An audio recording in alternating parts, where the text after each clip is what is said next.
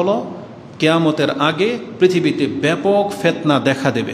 কতটা বিপর্যয় দেখা দেবে? এই ফিতনা হচ্ছে মুসলিমদের উপরে বিপর্যয়, মুসলিমদের উপরে বিপদ আপদ, মুসলিমদের উপরে নির্যাতন করা হবে, মুসলিমদেরকে হত্যা করা হবে। এই মর্মে যে হাদিস রয়েছে, রাসূলুল্লাহ সাল্লাল্লাহু আলাইহি ওয়াসাল্লাম তিনি বলেন, মানুষ হয়তো বুঝতে পারতেছে না পরিস্থিতিটা কতটা খারাপের দিকে যাবে, তবে একটু ইঙ্গিত, একটা উদাহরণ, একটা এক্সাম্পল রাসূল দিয়েছেন। সেটা কি?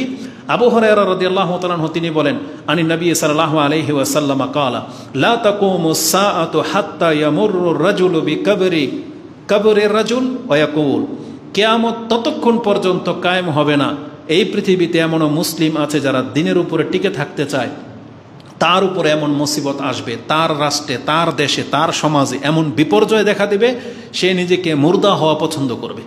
সে তার কোনো আত্মীয় স্বজন, রিলেটেড কোনো বন্ধুবান্ধব, তার মুসলিম ভাইয়ের কবরের পাশে গিয়ে জিয়ারত করতে গিয়ে সেই কথা বলবে, ইয়া লাইতানি মাকানাহু, হায় আমার দুর্ভোগ, আজকে যদি আমি এর জায়গায় হইতাম। যেমন উদাহরণ নিয়ে নেন, আমাদের কয়েকজন শেখ ইতিপূর্বে মারা গেছে এই গত কয়েক বছরের মধ্যে।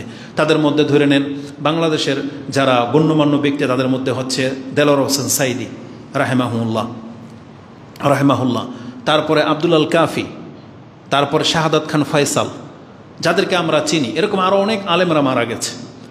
আমরা যারা বেঁচে আছি, এই পরিস্থিতি এখন ওই দিকে আসতেছে যে আমরা হয়তো তাদের কবর জিয়ারত করতে গেলে এই কথাটাই বলবো যে আপনি মরে গিয়ে তো বেঁচে গেছেন, আপনি যদি দেখতেন এখন দুনিয়ার পরিস্থিতি কত মারাত্মক খারাপের দিকে যাচ্ছে।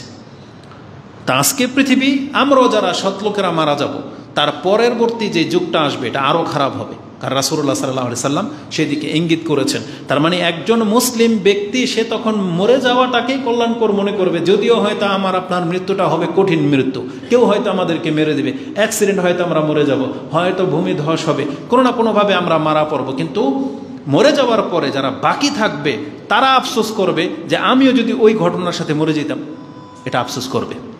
তো মারাত্মক কিছু হতে যাচ্ছে না। রাসূল সাল্লাল্লাহু আলাইহি ওয়াসাল্লাম এই ভাষা ব্যক্ত করতেন না যে আমরুর রাজুলু বিকবরির রাজুল, একজন মৃত ব্যক্তির কবরের পাশ দিয়ে যখন সে যাবে তার পেরেশানিটা এতটা গভীর মনে হবে যে হায়, আমি যদি ওর মতো মৃত ব্যক্তি হইতাম তাহলে হয়তো ভালো ছিল। তার মানে এখানে দুইটা জিনিস, এক, আত্মহত্যা করা যে জায়েজ নাই, কারণ যদি আত্মহত্যা করা যায় যদি রাসূল বলে দিত যে এক ব্যক্তি আত্মহত্যা করে ফেলবে, কিন্তু যেহেতু আমরা আত্মহত্যা করতে পারবো না, কিন্তু আমরা মৃত্যুটাকে পছন্দ করতাম যে মরে গেলেই হয়তো বেঁচে যাইতাম।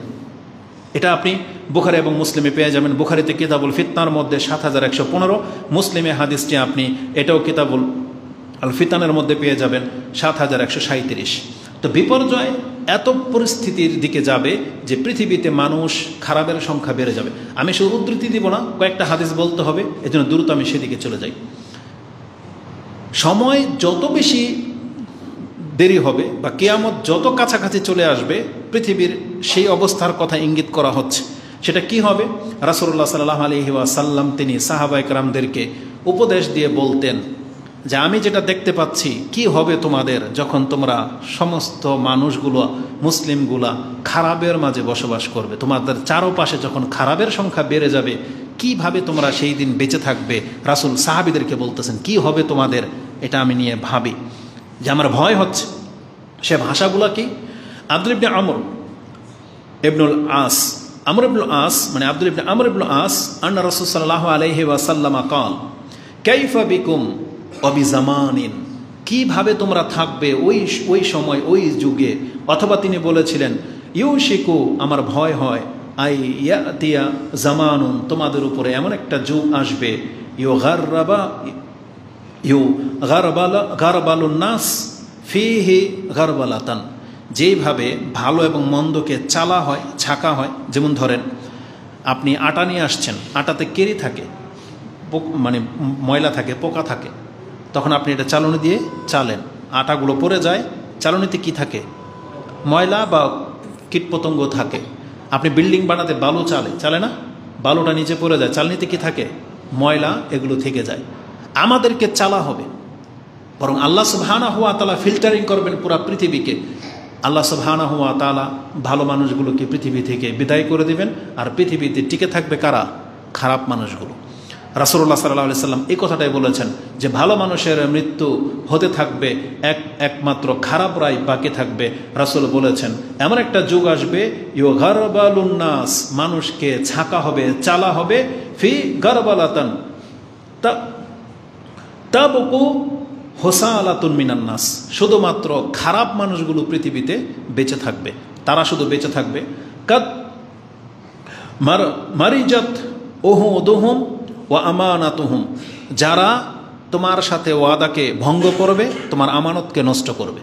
তার মানে পৃথিবীর মানুষের সংখ্যা এমন ব্যাপকভাবে খারাপ হয়ে যাবে যারা মানুষের ওয়াদাকে নষ্ট করবে এবং মানুষের আমানত রাখলে আমানতকে খেয়ানত করে দেবে, নষ্ট করে দেবে। এবং রাসূল বলেছেন ওয়াখতালাফু, এবং ইখতিলাফ চরম পর্যায়ে চলে যাবে, কেউ তোমার পক্ষে পাবে না, সব ইখতিলাফ একজনের সাথে ইখতিলাফ করতেই থাকবে।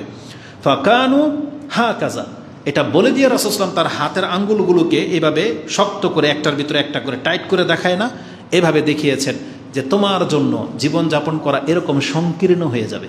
হাতের আঙ্গুলগুলোকে যদি আপনি ঢুকিয়ে দেন একটু ফাঁক থাকে না, তার মানে অধিকাংশ সৎ লোকের জন্য রাস্তায় চলাচল করা এতটা কঠিন হয়ে যাবে, তার জীবন এতটা দুর্বিষহ হয়ে যাবে। রাসূলুল্লাহ সাল্লাল্লাহু আলাইহি ওয়াসাল্লাম আমাদেরকে সেই দিকে ইঙ্গিত করেছেন।